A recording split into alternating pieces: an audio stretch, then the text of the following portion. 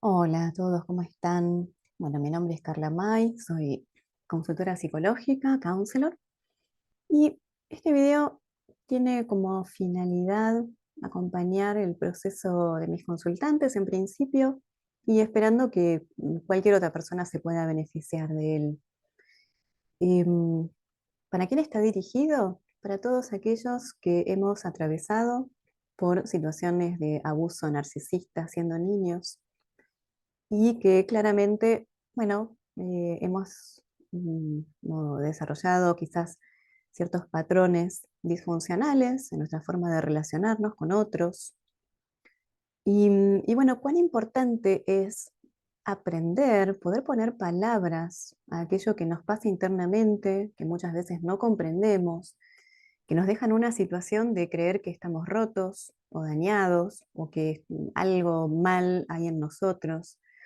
Y la verdad que muchas veces el poder poner palabras a qué es lo que nos pasó, por un lado nos quita culpabilidad hacia los demás y hacia nosotros mismos y permite sanar.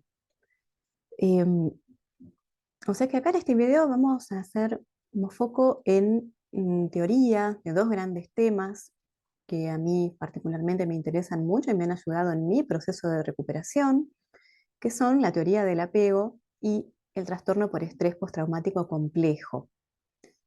Y los vamos a estar como aplicando a estos cuatro cortos que les voy a compartir más adelante. Los tres primeros son de una serie que se llama Removed. Bueno, Removed, en la medida en que vean los videos, le van a encontrar sentido. Removed es un juego de palabras. Como palabra completita, removed es removido, quitado de un lugar. Y por otro lado, fíjense que en el moved la M está en mayúscula.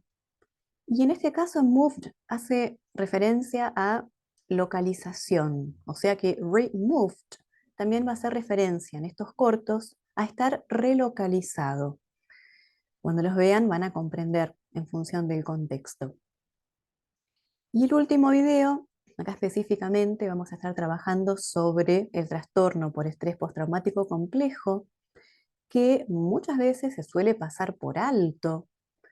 Las personas que somos o hemos sido víctimas de abuso narcisista, llegamos a convertirnos en expertos en trastorno por estrés postraumático complejo.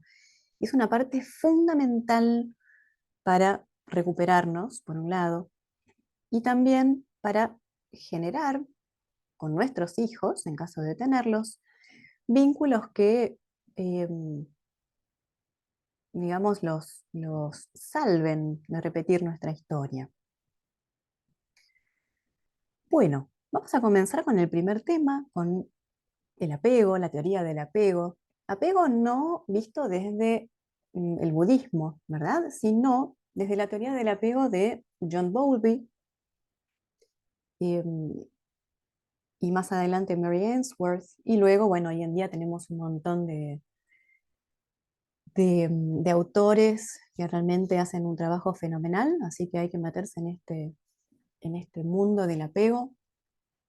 En principio, ¿qué es el apego? El apego es como un software con el cual los mamíferos venimos, como de fábrica, por así decirlo, y que lo que va a hacer es em,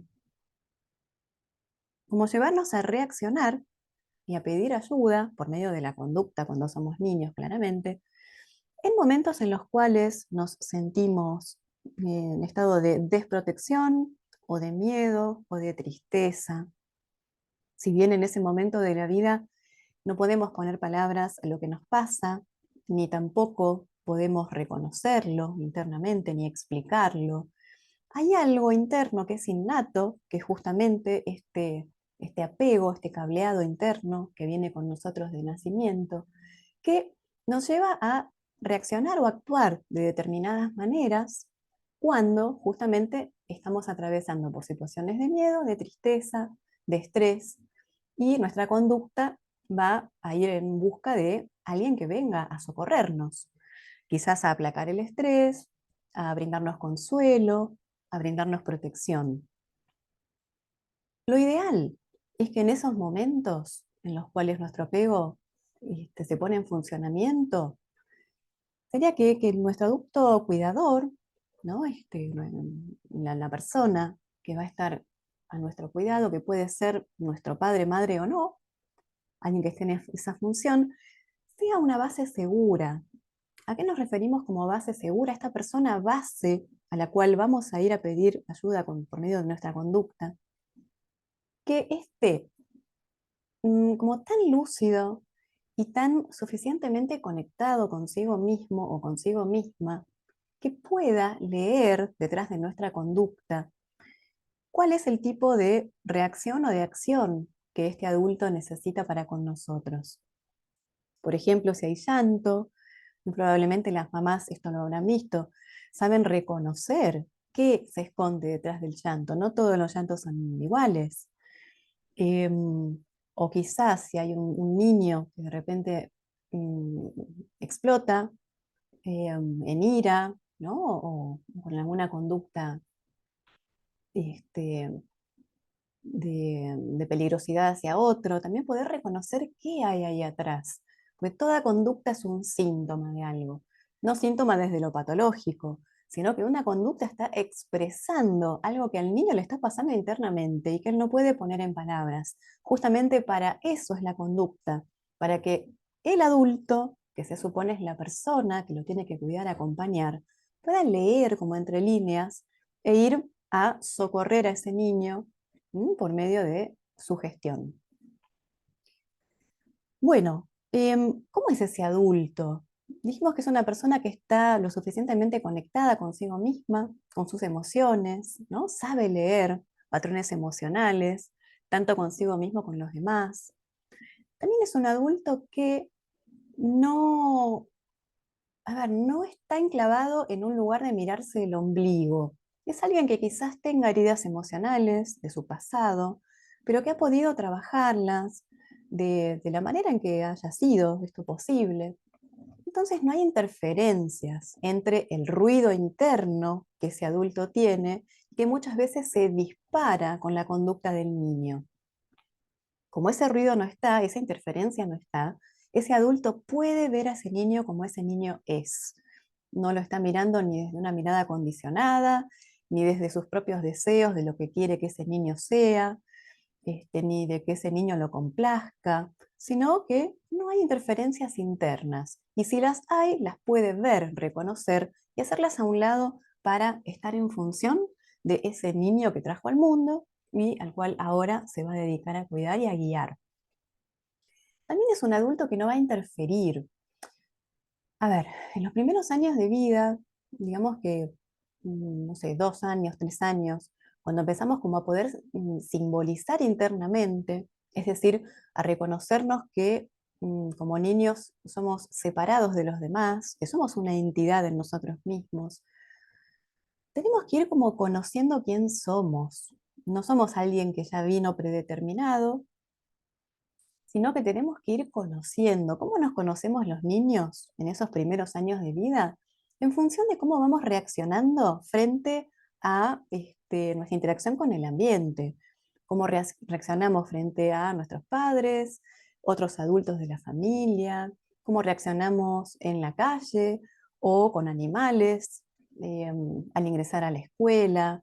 Digamos que cada interacción o con objetos, cada interacción va a ir como sacando de nosotros un comportamiento siempre, siempre nuevo, siempre va a ser novedoso, siempre va a haber un comportamiento que aparezca en nosotros por primera vez. Y esa es la forma en que nosotros vamos conociéndonos y vamos como formando nuestra propia personalidad. Vamos conociendo cómo reaccionamos ante esto o aquello, qué nos da miedo, qué nos gusta o qué no. ¿Y esto por qué es posible? Porque hay un adulto que no está interfiriendo. Hay un adulto que puede mantenerse como lo suficientemente alejado de nosotros como para permitir que nosotros nos vayamos conociendo, de acuerdo a quienes vamos siendo. Em, en el apego seguro, o en la medida en que ese adulto, digamos, vaya funcionando como una base segura, algo que nosotros como niños mostraremos son estas conductas de exploración. Hay una imagen que, bueno, es muy simbólica, que es la imagen del niñito que está jugando en una plaza, está como absorto en su juego, y de repente parece que se despierta, ¿no? Como que sale de ese embeleso de estar jugando con su tierrita, con su palita, y mira a su cuidador, a su mamá o quien sea que lo está acompañando.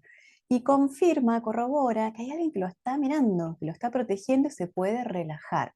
Se puede relajar y seguir en su juego, donde este niño se sigue conociendo. El juego, en el caso de la niñez, es el ámbito donde nosotros nos conocemos, donde podemos elaborar todo lo que atravesamos anteriormente, cosas que quizás fueron difíciles, porque somos muy inmaduros como para procesar, y por medio del juego lo procesamos.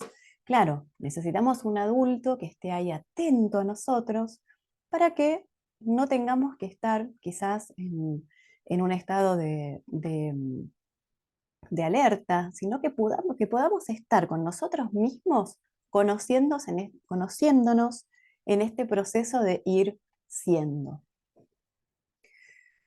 Bueno, no siempre nuestro adulto o nuestros adultos referentes funcionan como una base segura. Muchas veces estos adultos vienen con sus propios agujeros emocionales, y bueno, no nos van a brindar la seguridad que nosotros como niños necesitamos o hubiésemos necesitado. Y en función de esa respuesta, que realmente no es una respuesta, en este caso, como saludable o esperable o de seguridad, en función de ese tipo de respuestas, que no es una, sino que va a haber siempre un patrón en el tipo de respuesta que ese adulto nos dé, en función de cuál sea ese patrón, también va a depender el tipo de apego que nosotros como niños vayamos desarrollando, y que vamos a poder dividir en estas categorías: apego inseguro evitativo, apego inseguro ambivalente o ansioso, y apego inseguro desorganizado.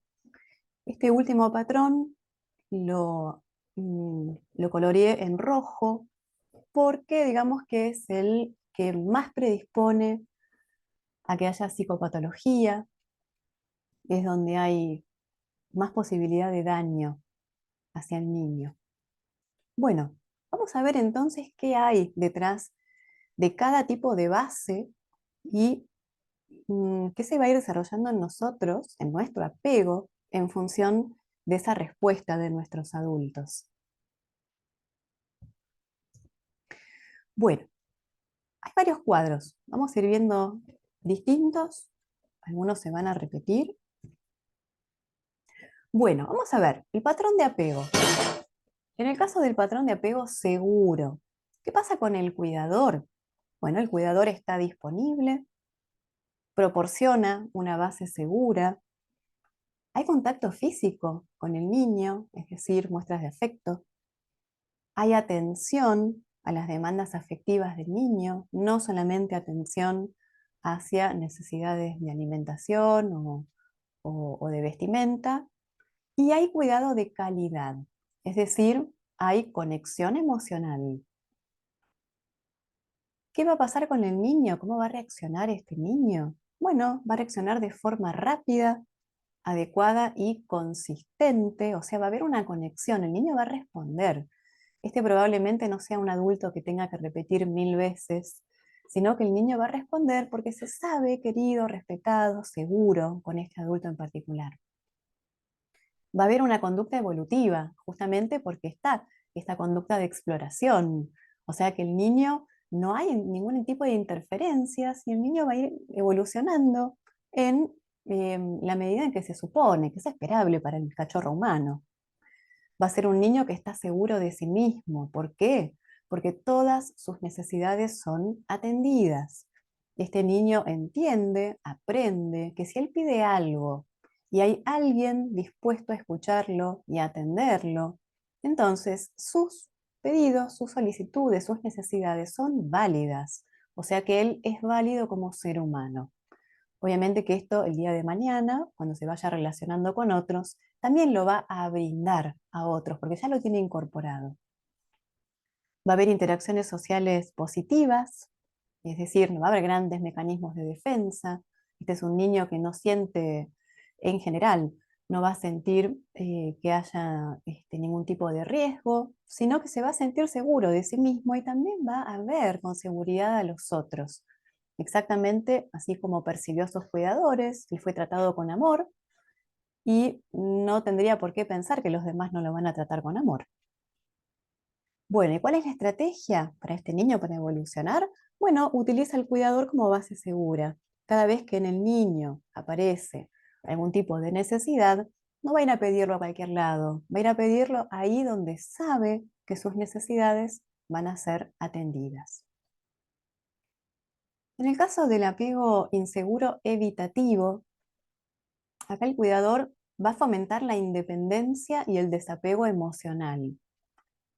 Y acá cuando hablamos de independencia, no lo estamos hablando desde un lugar positivo, sino que el cuidador va a estar desatento, no va a estar ahí para atender las necesidades de ese niño, con lo cual el niño aprende a ser independiente, a atender sus propias necesidades, pero no porque no necesite de un cuidador, sino porque sabe que no hay nadie.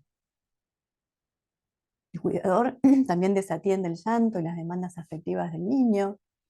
O sea, no hay un adulto ahí disponible para atender lo que el niño necesita. Y el adulto rechaza el contacto físico.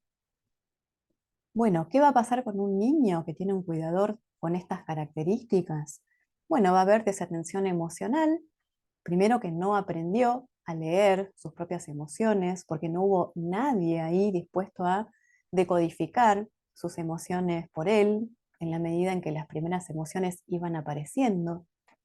No hubo nadie que nombrara: esto que te pasa es tristeza, esto que te pasa es impotencia. Bueno, los niños se sienten rechazados, y tratados de manera inconsistente, que claramente es lo que sucede, por eso estos niños se ven a sí mismos así. Hay desapego hacia el cuidador, o sea, el niño sabe que cada vez que se acerca a este cuidador va a sentir algún tipo de, justamente, de impotencia, porque no hay nadie ahí para atender su llanto. ¿Y cuál es la estrategia? Centrada en un objeto. ¿A qué nos referimos a esto? Va a buscar algo, muchas veces algún tipo de conducta, quizás algún tipo de sustancia que calme ese dolor emocional o ese miedo o la necesidad de ser contenido, porque no hay nadie realmente que lo contenga. En el caso del apego inseguro ambivalente, ¿por qué se llama ambivalente? Porque en el cuidador hay dos tipos de respuesta. A veces hay una respuesta adecuada a las demandas del niño y a veces no. Pero el niño no tiene la posibilidad de saber cuándo el adulto va a estar disponible para conectar con él y cuándo no, porque realmente el adulto mismo tiene un problema con sí mismo y es imposible siquiera para él poder predecir en qué momento va a estar conectado y cuándo no. ¿Por qué podría pasar esto? Bueno, porque este adulto quizás tenga en sí mismo algún tipo de trastorno de la personalidad, alguna enfermedad psiquiátrica, quizás está atravesando por depresión, tenga algún tipo de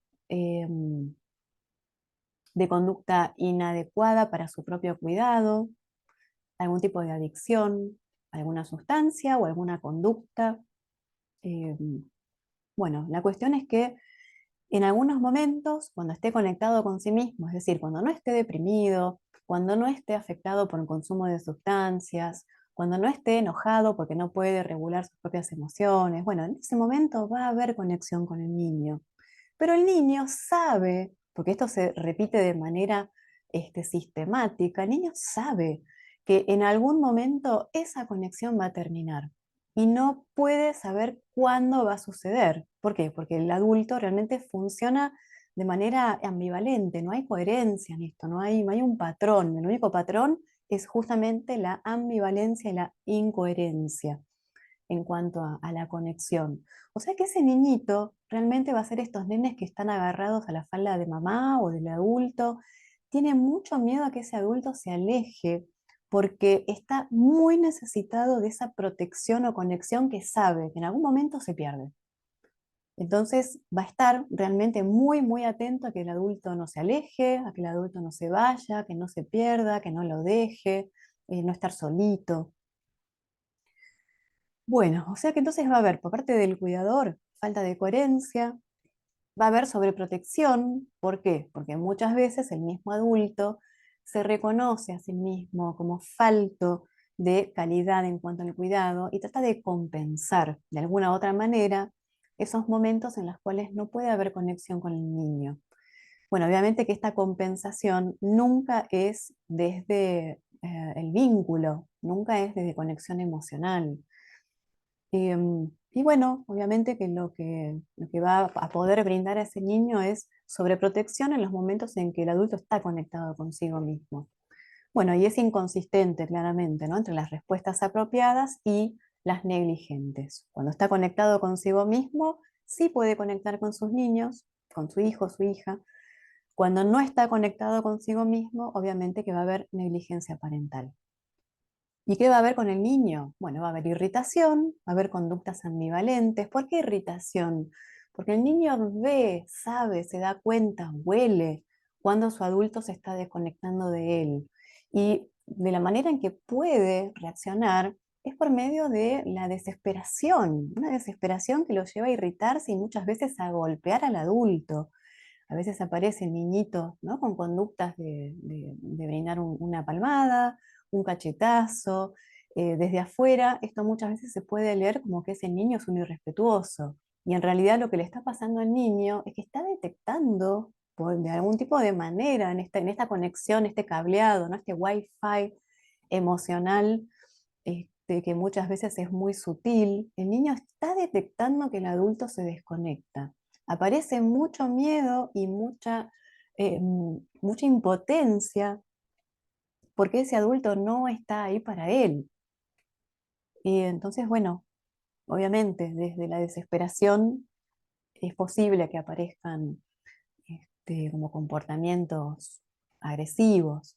Esto muchas veces en la edad adulta lo vemos en el adulto que golpea a su pareja, pero no porque sea, en el caso de un varón, no porque sea un varón machista, sino porque en algún punto vive con tanto miedo a que su pareja lo deje, lo abandone, eh, no sé, bueno, que aparece nuevamente esta conducta, ¿no?, como de desesperación, igual que cuando era niño, solo que bueno, ahora con la fuerza de un adulto. El niño va a estar muy inseguro, se va a sentir pero terriblemente ansioso ante la reacción del cuidador. Bueno, esto es claro. ¿Y cuál es la estrategia? Se va a centrar en el cuidador. Va a hacer todo lo posible para que el contacto con ese cuidador no se rompa, el contacto físico. El otro, pobrecito, el otro contacto, el contacto emocional, el niño no lo puede controlar. Eso depende de la conexión o no del adulto. Pero bueno, lo que el niño sí puede controlar es aferrarse, por ejemplo, a la falda de mamá para que mamá no se vaya, para que no se desconecte. Bueno, y en el caso del patrón desorganizado, este desorganizado es una mezcla de los dos anteriores, del inseguro evitativo y del inseguro ambivalente. Por eso es como tan difícil reponerse de él, tan confuso para las personas que hemos desarrollado este tipo de patrón y muchas veces asociado a la psicopatología, porque realmente hubo algo en la vida del niño, un patrón de supervivencia que ese niño tuvo que desarrollar, que claramente se quedó fijado como patrón y siempre desde una mirada de miedo. ¿Qué pasa con el cuidador en este tipo de patrón? Hay un comportamiento asustado o asustador. Es decir, ese adulto puede ser un adulto él mismo, violento, o el niño puede estar viendo a quizás su mamá, por ejemplo, que es golpeada por su pareja, y el niño es testigo, testigo de la violencia dentro del hogar, aunque él mismo, el niño, no reciba ningún tipo de golpe. De todas maneras, lo que el niño está viendo es que la persona que se supone que lo tiene que cuidar es una persona que no tiene fuerza para cuidarlo, y que es una víctima, y es como un miedo vicario que aparece. Y bueno, obviamente que el niño va a sentir mucho temor en este tipo de ambiente familiar, donde no puede pedir ayuda.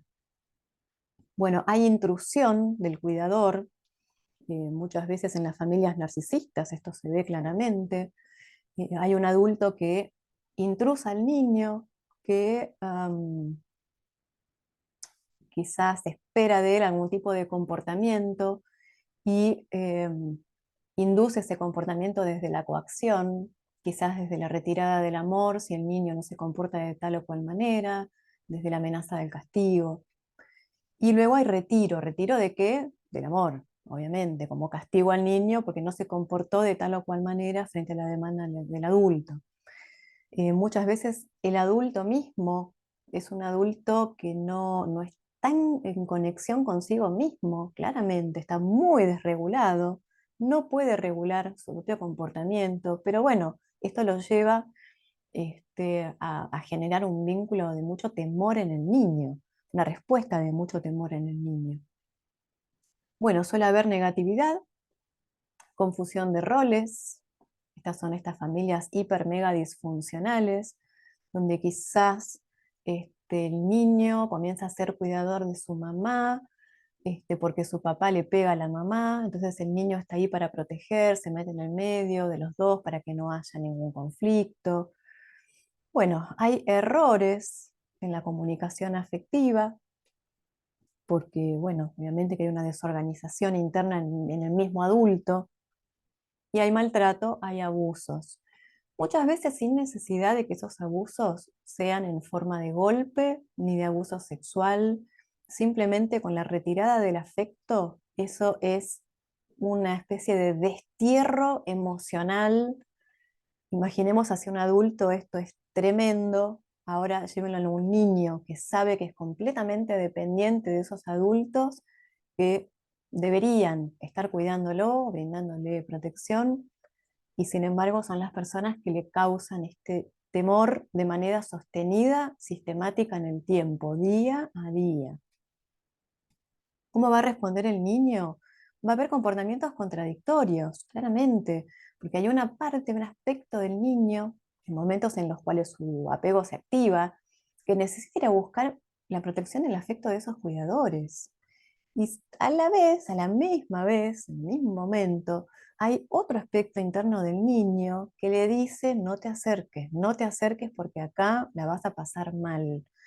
Entonces realmente el niño no sabe cómo reaccionar, y entonces sus necesidades de conexión, de protección, quedan no cubiertas. No hay nadie que esté prodigando a ese niño de algún tipo de cuidado. Y el niño aprenda que tiene que cuidarse a sí mismo, de no meterse en situaciones donde puede salir muy mal parado.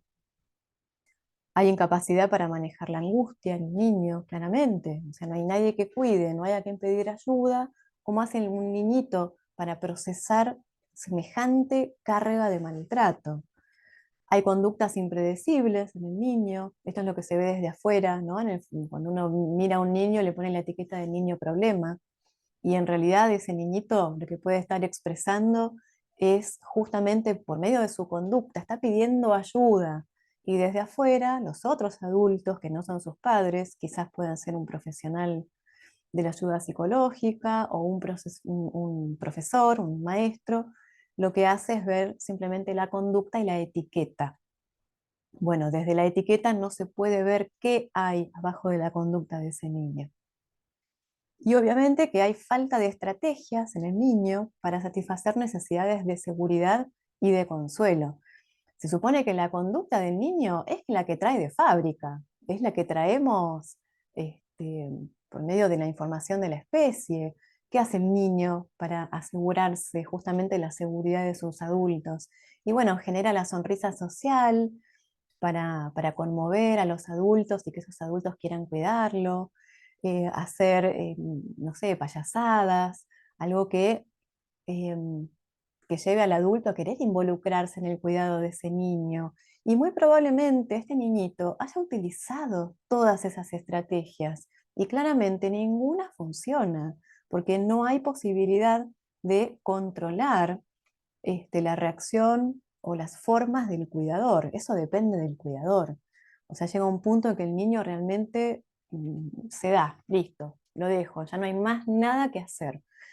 Y claramente acá probablemente se desarrolle lo que después conocemos como indefensión aprendida, que es esta persona, hoy niño, pero mañana adulto, que no asume riesgos, que no encara situaciones novedosas en su vida, porque ¿para qué? Si total me va a ir mal, si total no va a haber nadie que me cuide, si total seguro que me va mal, ¿no? Es lo que aprendió siendo niño, porque realmente es lo que le pasaba con cada una de estas estrategias de satisfacer. Realmente el mensaje que él recibía era que haga lo que haga, no iba a haber nadie ahí para cuidarlo. Y lamentablemente esto no es una creencia para ese niño, esto es su realidad.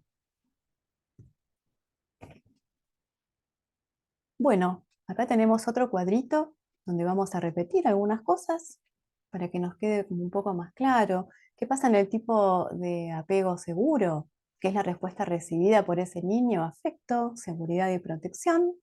¿Y cuáles son las consecuencias en el niño? Autoestima equilibrada, buenas relaciones, autonomía y regulación emocional. Bueno, ¿por qué va a haber autonomía? Porque ese niño aprendió a mirarse a sí mismo y aprendió a creer en sí mismo. Aparte se conoce, ese niño se pudo ver, algo que no sucedió en los otros tres tipos de apego, donde el niño tenía que colocar su mirada en la conducta del adulto para, bueno, para varios fines. Por un lado, para saber cuándo el adulto estaba a punto de desbordarse emocionalmente, entonces el niño aprendió a cuidarse de esta forma. En el caso del apego ambivalente, posar la mirada en el adulto constantemente, las 24 horas del día, incluso cuando el niño está dormido. ¿Por qué? Porque así se asegura ese cuidado, que ese adulto a veces le da y a veces no. En el caso del apego inseguro evitativo, donde hay como un telón de fondo de miedo, de temor porque no hay nadie que lo asista, también la mirada no está puesta en sí mismo, la mirada está puesta en generar situaciones de suficiente seguridad para no vivenciar el miedo que siente en que no haya nadie ahí para asistirlo. Bueno, entonces en el caso del apego inseguro evitativo, la respuesta que el niño recibió fue distancia emocional, no había nadie ahí para atender sus necesidades. La consecuencia, hay problemas en las relaciones, hay hostilidad, agresividad, irritabilidad, hay aislamiento, miedo a la intimidad, problemas de reconocimiento emocional. ¿Qué va a suceder con esta persona en su edad adulta? Muy probablemente son estos adultos que no se pueden involucrar afectivamente, que no pueden generar un vínculo, y no porque no lo quieran, sino porque generar un vínculo les implica el terror de que su pareja se aleje, que no los escuche, que les diga que no, y que lo dejen ahí como boyando, exactamente como les pasó con sus padres. Entonces, bueno, es una persona que sí necesita conexión, sí desea tener una pareja, pero lamentablemente su respuesta va a tender a ser alejarse, no conectar emocionalmente. ¿Por qué? Porque eso implica la posibilidad de que lo lastimen. En el caso del apego inseguro ambivalente, la respuesta recibida va a ser la inconsistencia. A veces el adulto está conectado con las necesidades del niño y a veces no, porque el adulto está por ahí en el mundo de nunca jamás. ¿Y cuál es la consecuencia? Que este niño va a tener problemas en las relaciones, va a haber incertidumbre, va a haber ansiedad, va a haber tendencia a aferrarse, realmente, va a ser un aferramiento muy parásito, porque en esta persona se generó un miedo terrible de que lo dejen, lo abandonen, este, como sucedió siendo niño con esta madre o padre que a veces estaba y de repente se desconectaba emocionalmente y el niño ahí empezaba en un estado de ansiedad insoportable que no podía regular. Así como en su niñez el niño se aseguró tener a este adulto cerca por medio del aferramiento, en su edad adulta va a pasar lo mismo. Va a ser un adulto muy controlador, va a empezar a hacer seguramente muchos favores que no le pidan, todo para ganar el amor de la pareja. Claro que esto llega un momento que la pareja la empieza a cansar, pero bueno, son las estrategias que esta persona pudo ir desarrollando a lo largo de su vida. Hay miedo a la autonomía, perdón. La persona siente que no puede. ¿Cómo voy a hacer sola? ¿No? ¿Cómo voy a hacer si no tengo a alguien al lado mío que me diga quién soy? Bueno, y hay problemas de autorregulación emocional. Claramente acá lo que surge como patrón es la ansiedad y el miedo. Bueno, y acá en el apego inseguro ambivalente reside la mayor cantidad de dependientes emocionales y de codependientes emocionales. Muchas veces un dependiente emocional con quien se va a asociar afectivamente con un inseguro evitativo. O sea que es la fórmula perfecta, esta. Alguien que parasita y que busca una relación y una conexión a como dé lugar, a veces de una forma muy persecutoria. Y del otro lado, una persona que hace lo opuesto, que no puede conectar, que necesita alejarse porque la conexión le trae recuerdos de dolor. Y bueno, a más evitación del evitativo, más ansiedad del ambivalente. Y son estas relaciones que van y vuelven, y que hasta que no se sane, realmente los dos lo van a pasar muy mal. En el caso del tipo de apego desorganizado, la respuesta que se recibió fue de terror y de alarma. Es decir, el niño nunca podía relajarse, tenía que estar alerta absolutamente las 24 horas del día, porque la persona o personas que se suponía tenían que cuidarlo, por el contrario, le traían mucho dolor, tanto emocional como físico. Acá hay, bueno, posibilidad de abuso de todo tipo. ¿Y cuál va a ser la consecuencia para esa persona? Bueno, desorganización interna y externa y psicopatología, claramente. ¿Por qué desorganización? Porque se supone que funcionamos de cierta manera, o sea, los circuitos cerebrales tienen que estar en consonancia para poder responder de cierta forma. Y de repente, ante este tipo de cuidado de terror, la verdad que no hay nada como estructura, todo es caos. Obviamente que va a haber desorganización interna en función de que no sé cómo reaccionar ante esto. Lo único que sé es que algo en mí necesita protegerse y a su vez algo en mí necesita conexión con este otro. Y en cuanto al externo, bueno, imaginemos cómo veríamos la conducta de un niño que reacciona de esta manera, que en momentos de angustia busca la conexión de su adulto, pero cuando ese adulto se acerca, el niño reacciona con terror. Es realmente algo muy, muy difícil de ver.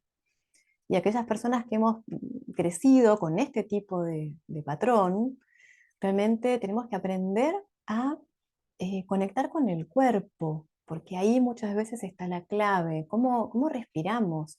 Muchas veces nos damos cuenta, porque tomamos conciencia, de que durante un tiempo hemos estado como con la respiración cortada. ¿Por qué? Porque esto se grabó en nosotros em, como una manera de sobrevivir a la cercanía de un adulto que podía ser muy explosivo, ¿no? Muy violento, muy irascible. Y bueno, esas son las formas, ¿no?, en que funcionamos como animalito, reteniendo la respiración para que el depredador no nos encuentre. Bueno, claramente lo vamos a ir llevando por la vida y tenemos que estar atentos, porque esa forma que se quedó en el cuerpo también es la manera de ingresar luego para sanar. Así que esto como sugerencia. Bueno, otro cuadrito que también se los comparto, por ahí esto les va a traer como más claridad. Bueno, en el tipo de apego seguro, ¿qué hace el niño en presencia de la madre? Explora. Explora porque sabe que está cuidado, está protegido. Entonces puede ir a explorar, jugar, conocer, ser científico, todo niño científico. Bien, y en ausencia de la madre, ¿qué pasa? Esto es lo que debería suceder.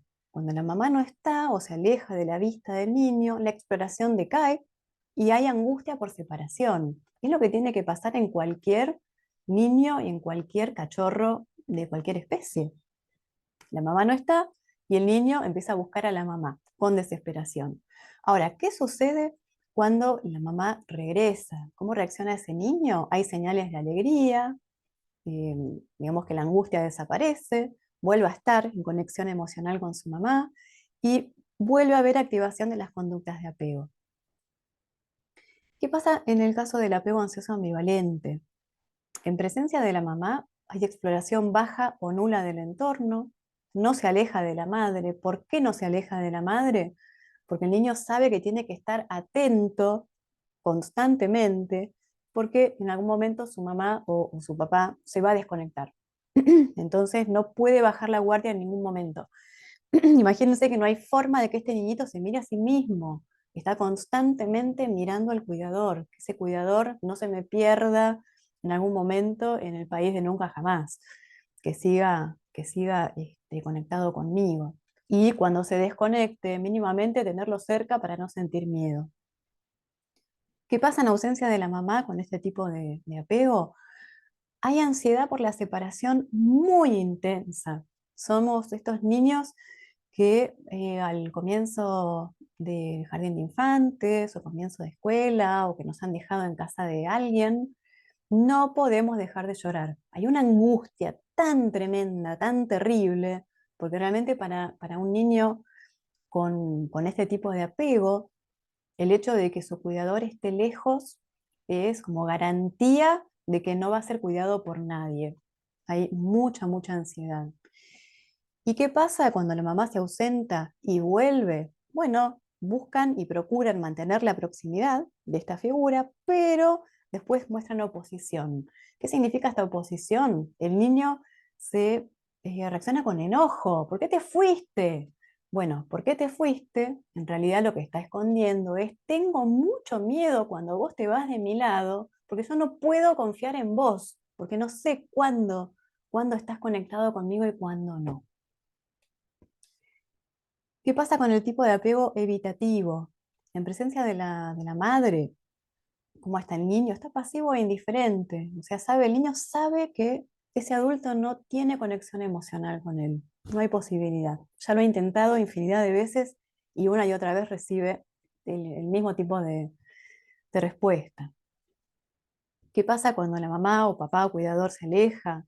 Y la verdad que hay escasa o nula ansiedad ante la separación. O sea, el niño continúa casi en el mismo estado que estaba antes. O sea, sabe que él está solito, que se las tiene que arreglar por sí mismo, que no hay nadie ahí que lo ayude.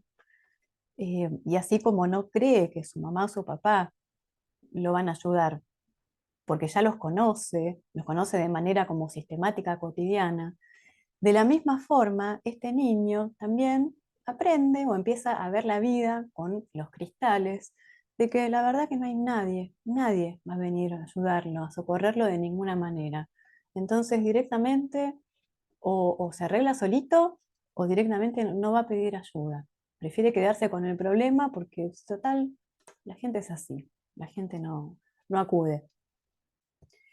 Bueno, y ante la separación, ¿qué pasa cuando la mamá regresa? Y la verdad que evitan el contacto. No hay contacto con este adulto porque es una persona que no, mm, es un ente, que probablemente conviven y comparten un espacio físico, pero realmente no hay ningún tipo de conexión emocional. Bueno, en el caso del apego ansioso desorganizado, a ver, en presencia de la madre acá no han colocado nada, pero bueno, les puedo contar, porque yo he tenido ese tipo de apego. Hay necesidad de proximidad y miedo a la vez. Están las dos cosas. Estar siempre con la sensación de estar pisando cáscara de huevos, que uno no se puede relajar, porque realmente el mismo ambiente que se supone tiene que prodigarte cuidado, en cualquier momento se puede desatar el caos y, bueno, y la vas a pasar muy mal, con mucho, mucho miedo. Bueno, en ausencia de la madre, esto supongo que depende de cada niño, pero muchas veces cuando el adulto no está, el niño siente paz, eh, una paz muy extraña, ¿no? Porque a su vez también hay esto de extrañar al adulto que no está. Pero al menos cuando el adulto está ausente, el niño se puede relajar. Y al regreso de la madre aparece esta cosa de ansiedad, ¿no? Y de ambivalencia nuevamente. Llegó mi mamá, llegó mi papá, los vuelvo a ver, estoy contento, y a su vez, ay, tengo que volver a estar en situación de, mm, de protegerme porque no sé en qué momento la cosa se va a desmadrar. Bueno, de acá es como un estilo de apego más resumido. ¿Qué pasa con el apego seguro? La persona busca la presencia de su cuidador. Hay perturbación entre la presencia de extraños y breve ausencias de la mamá. Obviamente la extraña, la quiere ver. Y la mamá o cuidador coopera con la exploración, no es intrusiva, es decir, permite que el niño sea quien el niño es. En el caso del ansioso evitativo, el niño muestra menos ansiedad por la separación con su madre, podría ser preferencia a un extraño en vez de cuidador. Bueno, y la madre es ambivalente, ¿no? En el cuidado e intrusiva ante la exploración del niño. En el caso del ansioso resistente, este es el famoso ambivalente o ansioso, está muy perturbado ante la separación, al niño le cuesta reponerse de la separación y la presencia de la madre no le da consuelo, obviamente, porque siempre pobrecito está en estado de angustia. La exploración y el juego son limitados, claro, el niño no se puede relajar, no puede relajarse en sus juegos, justamente en la actividad que le promueve conocerse a sí mismo. No puede relajarse en ese momento porque sabe que en algún momento su mamá o su cuidador se va a desconectar. Y hay conductas de malestar como forma de motivar respuestas del cuidador, ¿no? El niño, muchas veces acá el niño se enferma, esos niños que viven enfermos, y uno dice, ay, pero ¿qué le pasará a este niño? Pobre madre lo que le toca pasar con este hijo. Y en realidad el niño necesita enfermarse porque ese es el único momento en que lo miran. Bueno, y muchas veces cuando el apego es del tipo desorganizado, el cuidador es fuente de temor y de seguridad, las dos cosas, dándose una ambivalencia conflictiva para el niño. Y suele aparecer en niños víctimas de malos tratos y acá es donde aparece la mayor cantidad de psicopatología. Bueno, hasta acá llegamos entonces con el tema apego. La intención muchas veces es poder reconocernos dónde nos encontramos como más identificados. No siempre va a haber uno solo, quizás haya prevalencia de uno o no, pero poder entender qué hubo, qué hubo, ¿no? En nuestra historia y por qué nosotros de repente somos o tenemos determinadas reacciones que a veces no solo que no comprendemos, sino que vemos que nos dificultan la relación con otras personas. Bueno, y acá entramos en tema trauma relacional o trauma complejo, son distintos nombres, o trastorno por estrés postraumático complejo. Bueno, ¿en qué se diferencia este trastorno por estrés postraumático de el trastorno por estrés postraumático simple? En el caso del TPC simple, lo que sucede es que hubo un evento, ¿no? Extremadamente doloroso o de temor, donde realmente nuestros mecanismos de defensa no llegaron a actuar, fueron totalmente impredecibles, como puede ser la muerte de alguien cercano, un accidente, este, un desastre natural, y hubo algo realmente muy, muy traumático, de lo cual después tendremos que trabajar para poder recuperarnos. En el caso del trastorno por estrés postraumático complejo o relacional, se lo llama así porque se da en el marco de una relación, justamente, de un vínculo. Estamos hablando de casos en este caso, de niños. También se puede dar en adultos. Imaginemos una persona que más o menos funciona bien, pero tiene la mala suerte de emparejarse con un narcisista o un psicópata. Bueno, obviamente que va a recibir mucho, mucho daño, mucho maltrato, con lo cual es probable que termine generando un trastorno por estrés postraumático complejo. La cuestión es que acá nos vamos a ir centrando en lo que ha pasado a un niño en su infancia, en su relación con sus cuidadores. Si hablamos de trauma, claramente estamos hablando de apego inseguro, alguno de los tres estilos de apego inseguro. ¿Y qué es lo que caracteriza, a ver, este tipo de trastorno? ¿Qué tuvo que atravesar una persona para generar este tipo de trastorno? A ver, en principio, esta persona o personita estuvo como expuesta, pero de manera constante, sistemática, a situaciones traumáticas. Podemos llamar por situaciones traumáticas cualquier tipo de recepción de, de abuso o negligencia que vimos por parte de los adultos en los tres tipos de apego. Que nuestras necesidades no sean atendidas, que nos retiren el amor, que nos golpeen, que nos ridiculicen, que prefieran a otro hermano por sobre nosotros y nos lo hagan saber, pero esto de manera sistemática. No es un evento que pasó una vez y por eso ya el niño desarrolla este trastorno por estrés postraumático. No, esto se da en el marco de una relación, en las vivencias diarias de ese niño con su cuidador o cuidadores. Y la cuestión es que este niño está en una situación en la cual no puede escapar, o sea, no puede elegir y tampoco tiene a quien pedir ayuda. Es decir, depende de esas mismas personas que lo acorralan, que lo dañan. Em, y a su vez no tiene a quien pedir ayuda.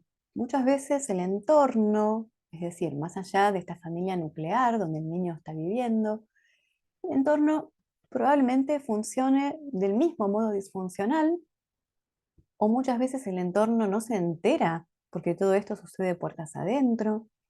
Y en otras ocasiones el entorno, la verdad que no interviene. Entonces, obviamente, ese niño que no puede poner palabras a lo que le pasa, lo único que sabe es que o se siente muy solito, o que tiene miedo, o que vive en estado de ansiedad permanente. Es lo único que sabe, incluso sin poder poner palabras, lo siente en su cuerpo.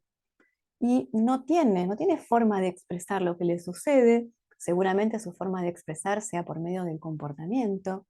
Y bueno, desde ese lugar también va a recibir de la afuera, ¿no? Etiquetas en lugar de una mano que viene a socorrer y ayudar.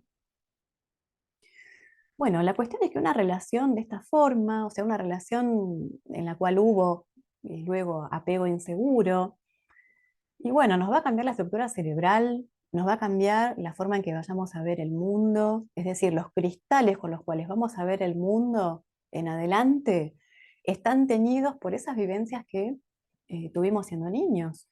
Si hay vivencias de ansiedad y de que el otro a veces está y que en un momento se desconecta, y bueno, voy a ver el mundo con ansiedad y con necesidad de aferramiento parásito. Si lo que yo viví fue que yo pedí ayuda y la verdad que nunca venía nadie, es como que yo era invisible, yo no le importaba absolutamente a nadie. Y bueno, sí, esos cristales que hoy llevo por la vida van a ver exactamente lo mismo en todos lados. ¿Para qué voy a pedir ayuda?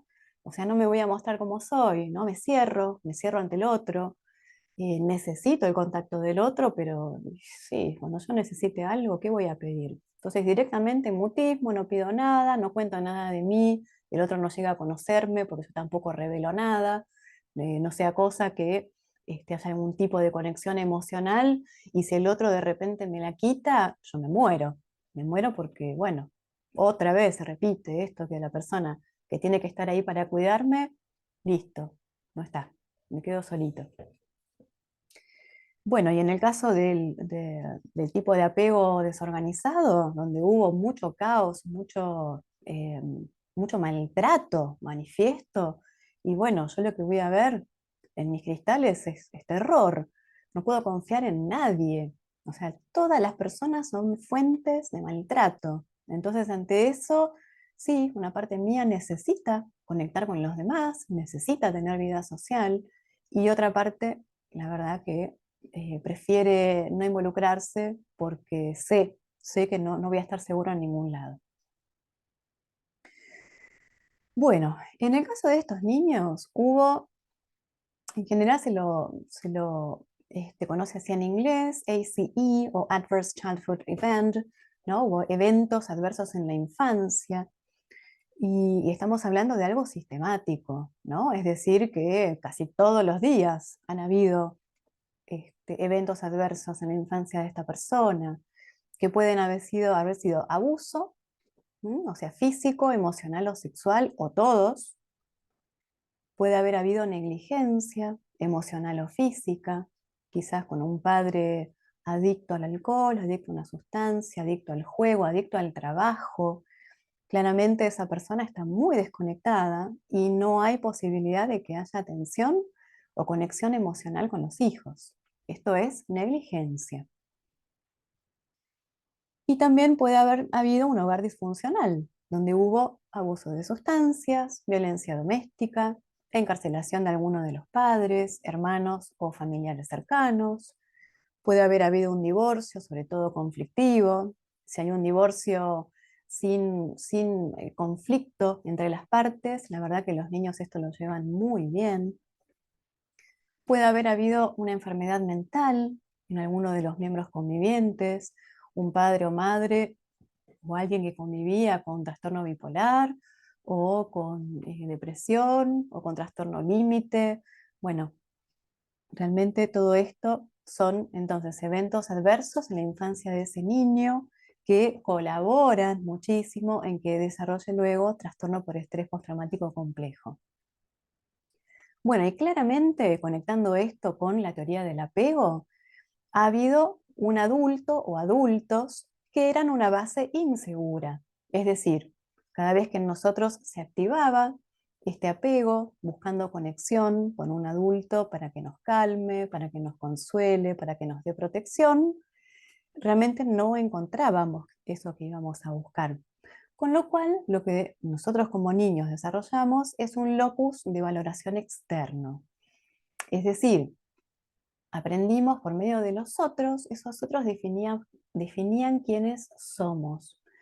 Muy probablemente cuando nos empecemos a revisar, vamos a encontrar que en nuestro sistema de creencias o en la forma en que llevamos adelante nuestra vida, hay muy poco elegido por nosotros y mucho, mucho elegido y condicionado por los demás, ¿no? Sobre todo, bueno, por este ambiente en el que crecimos.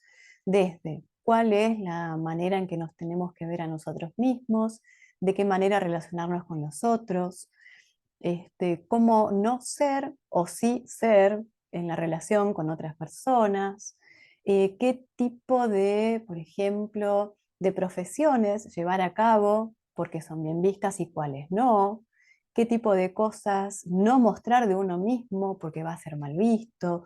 Es decir, no hubo posibilidad de que nos conociésemos a nosotros mismos porque nunca pudimos mirarnos a nosotros mismos. Siempre nuestra mirada siendo niños estuvo puesta en el adulto o adultos que teníamos alrededor. ¿Para qué? Bueno, para tratar de sobrevivir a este ambiente donde no había seguridad. Y eso, primero, impidió que nos conozcamos a nosotros mismos y por lo tanto impidió que generemos un locus de valoración interno. Es decir, que seamos nosotros, por medio de nuestra conexión con nuestro faro interno propio, el que nos diga qué nos gusta, qué no, qué queremos, qué nos conviene, qué no. No, esto fue imposible. Y lo que hubo en su lugar fue que aprendimos a cómo teníamos que ser para que todo esté tranquilo y seguro.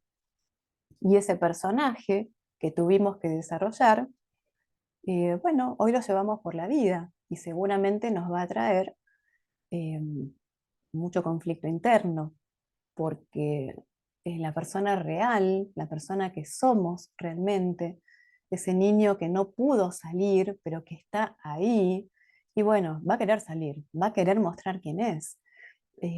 ¿Para qué? Para vivir plenamente, para poder ser feliz, para poder vivir en conexión consigo mismo.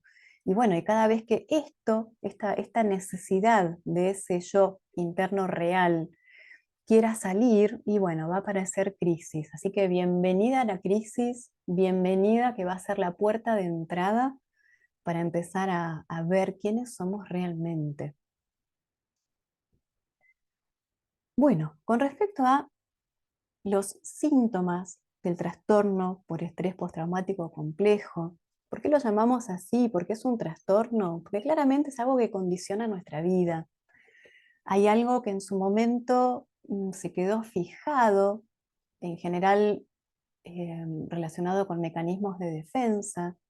Nosotros en nuestra niñez tuvimos que aprender a sobrevivir a ambientes bastante adversos, y generamos recursos realmente maravillosos. Yo no sé cómo los niños podemos ser tan creativos. Em, pero claro, a ver, eso se quedó fijado, esos mecanismos de defensa se quedaron fijados. Aprendimos a ser de esa manera, no conocemos otras. Es más, a veces ni se nos ocurre que hay otras formas de ser y vamos por la vida con, bueno, muchas veces mostrando esto que vamos a ver a continuación, y que de tener varios de estos síntomas podremos hablar de que sí hubo un trastorno por estrés postraumático complejo, que nuevamente es la puntita, la puerta de entrada para empezar a revisar lo que hay atrás y empezar a trabajar. ¿Qué puede haber? Desapego o alejamiento de otras personas. ¿Por qué? Porque aprendimos que las otras personas son una fuente de dolor en lugar de amor. Puede haber flashbacks o rumiación. Flashbacks son como estas imágenes que vienen de nuestro pasado y que se imponen, ni siquiera las elegimos, vienen solas, y que suelen ser muy dolorosas o que nos recuerdan momentos de nuestra niñez o quizás no tan niñez, donde hubo mucha injusticia. Y bueno, justamente por eso se imponen, porque necesitan ser trabajadas eh, para poder después ser soltadas. Y también puede aparecer mucha rumiación, eh, sobre todo nosotros que venimos de estas familias donde no pudimos elegir, donde fueron los adultos quienes eligieron de qué manera íbamos a vivir nuestra vida. Claro, el yo real quiere salir, muchas veces quiere salir, quiere ser reconocido, quiere que lo vean, quiere que reconozcan sus talentos reales, ¿no? Que lo que les colocaron encima como traje. Y cuando eso no sucede, realmente llega mucha impotencia, mucha bronca, mucho odio. Y bueno, y surgen esas situaciones de rumiación. No podemos soltar, yo tendría que haberle dicho tal cosa, ¿por qué le dije tal otra? ¿Por qué no reaccioné?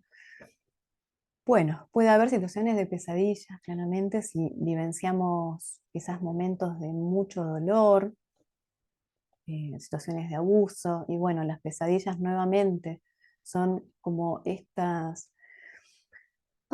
aspectos nuestros, ¿no? Que vienen como a golpear la puerta y a decirnos, che, estoy acá para que me revises, para que ayudes a que yo me sane.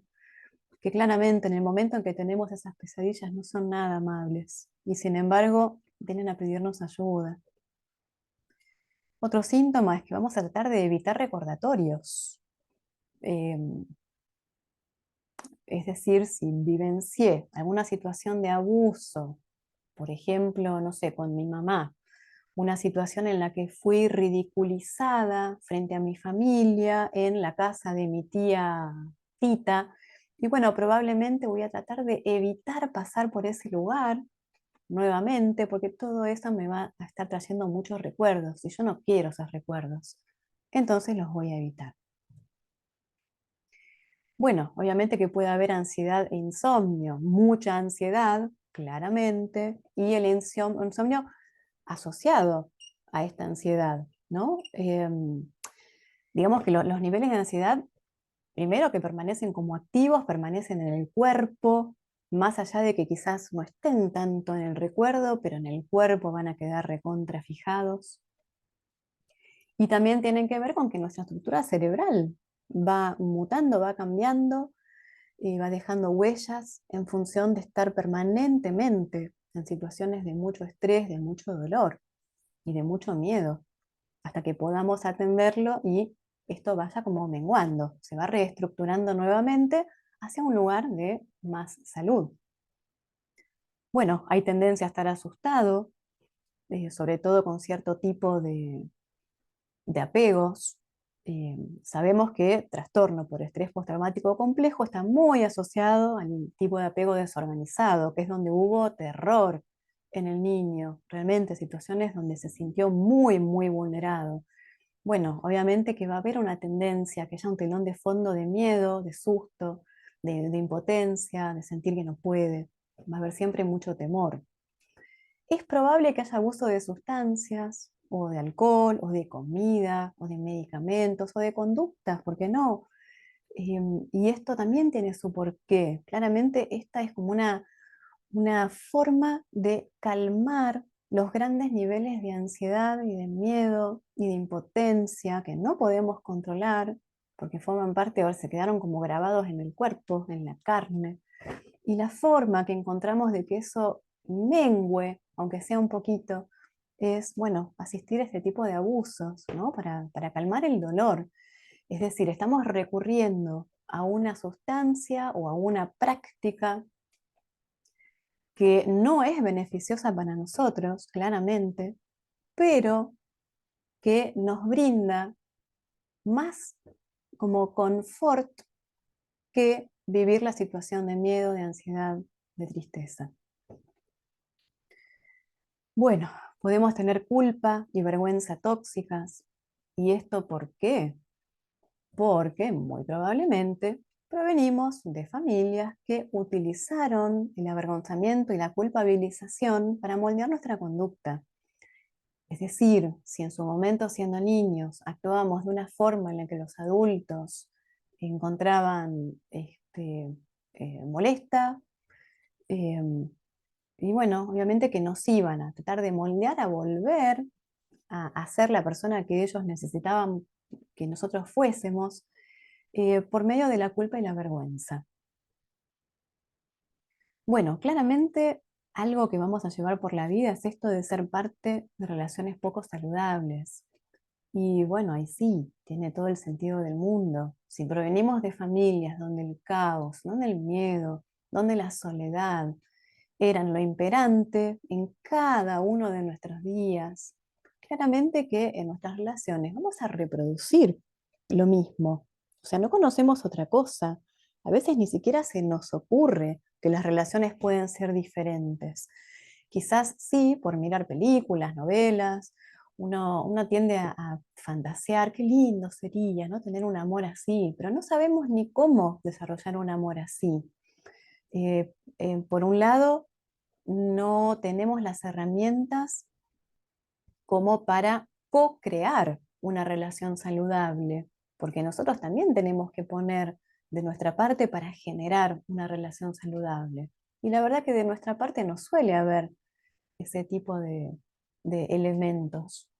Y por otro lado, algo que nos va a acompañar es esto de sentir que no podemos, la indefensión aprendida, que así como nos ocurrió de niños, que otros eligieron por nosotros, impusieron la forma en que las cosas tenían que ser y nosotros no pudimos elegir nada, muy probablemente vayamos por la vida con la misma sensación de que, bueno, si el otro se fijó en mí, y bueno, y listo, está, me quedo acá. Si total yo no puedo elegir nada, que sea el otro el que elija. Y si el otro de repente, bueno, resulta ser una persona muy inadecuada o incluso dañina, y bueno, también ahí creemos que no podemos hacer nada.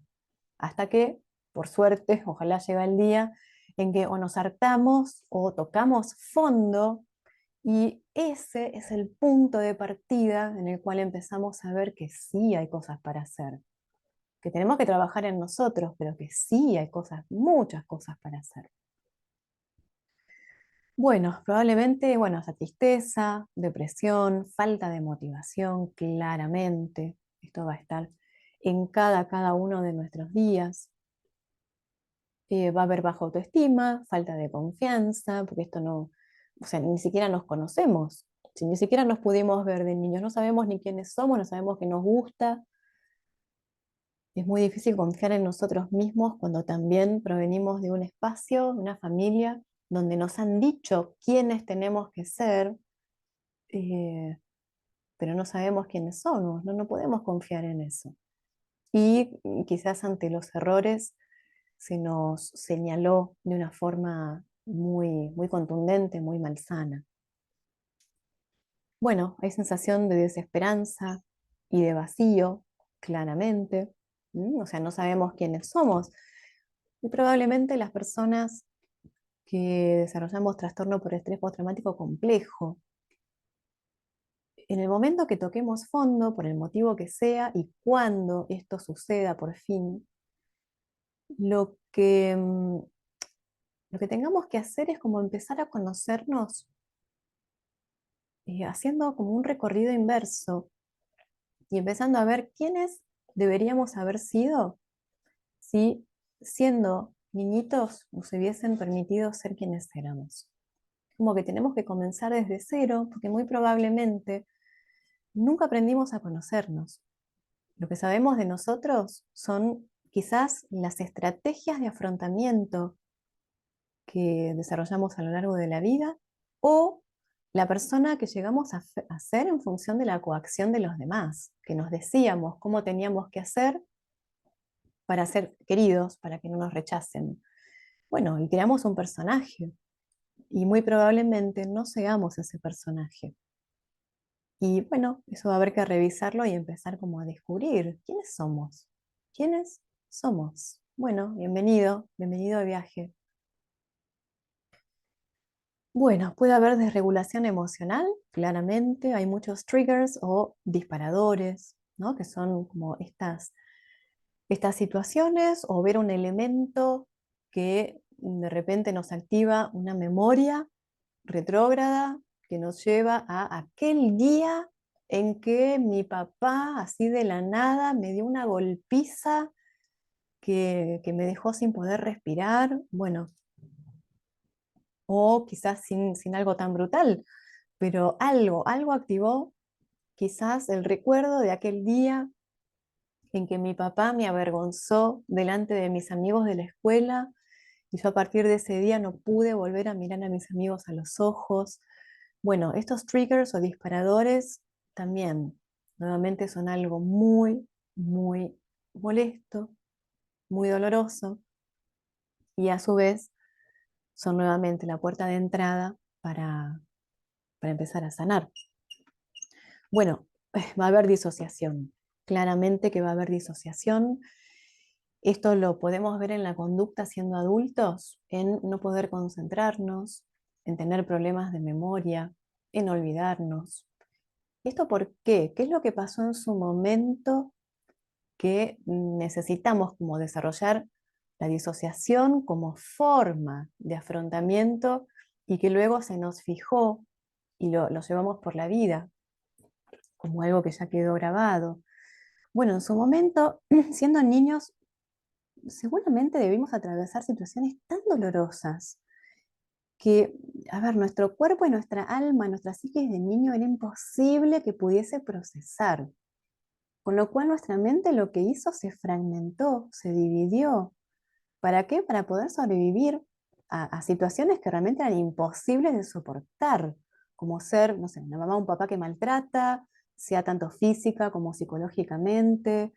Es decir, en algunos momentos quizás ustedes miren para atrás y van a ver una foto, una imagen o un video donde dicen, sí, entiendo que estuve ahí porque me veo, pero yo no me acuerdo de eso.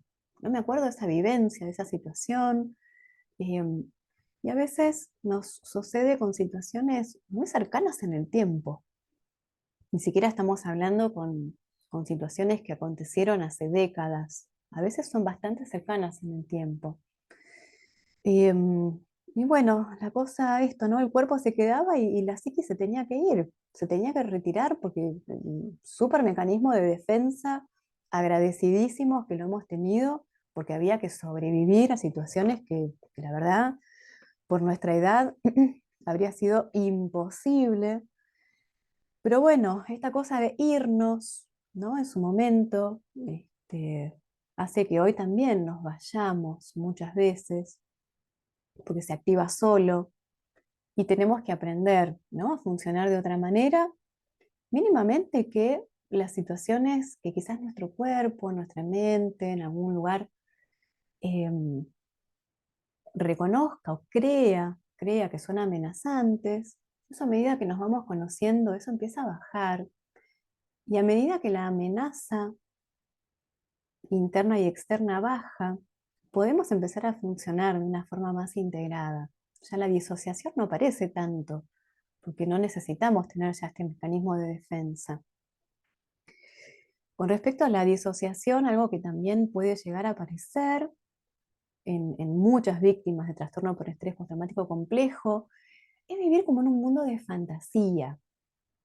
Es como que nosotros como personas no nos animamos a, por ejemplo, participar de ciertas actividades donde quizás nos tengamos que exponer a la mirada de otros, a la posible crítica de otros. No confiamos en nosotros mismos, entonces no, mejor no me involucro, que nadie me vea, que nadie tenga la posibilidad de hablar de mí. Pero claro, en nuestra fantasía quizás nos inventamos como escenarios donde yo me encuentro, no sé, siendo como el centro de una fiesta, el centro de atención en, no sé, en una pista de baile, o, no sé, un super mega profesional, ¿no? Que recibe un super premio. Y bueno, y esto como mecanismo de defensa también, ¿no? Se nos originó a partir de la disociación, como una forma de eh, poder vivenciar de alguna manera posible, aunque eso no sea desde un lugar de protagonismo, aunque sea desde un lugar de fantasía. Bueno, y por último, algo que nos puede llegar a suceder es que hay identificación con personas o animales a quienes están maltratando o victimizando. Esto muchas veces nos podemos encontrar, a ver, nosotros que venimos de como inicios muy adversos y donde puede haber mucho miedo o la tendencia a no implicarse. De repente, en un momento vemos a alguien que está maltratando a un gato, un perro o un adulto maltratando a un niño y nos llenamos de ira hasta el punto que podemos llegar a intervenir desde un lugar de mucho enojo. Y uno dice, pero ¿cómo puede ser si yo no soy así? Mi tendencia es ser más bien retraído, no inmiscuirme en cosas que no me corresponden, que no son un tema mío. Pero bueno, obviamente que acá nos estamos identificando con esa parte nuestra que fue vulnerada por alguien que tenía más poder y que vemos como una situación de mucha injusticia. Y cuando vemos a alguien que está siendo víctima de injusticia, claramente que nuestro niñito que todavía está ahí, muy dolido, necesita ir a rescatar a este otro que hoy quizás esté atravesando por esas situaciones por las cuales nosotros atravesamos antes.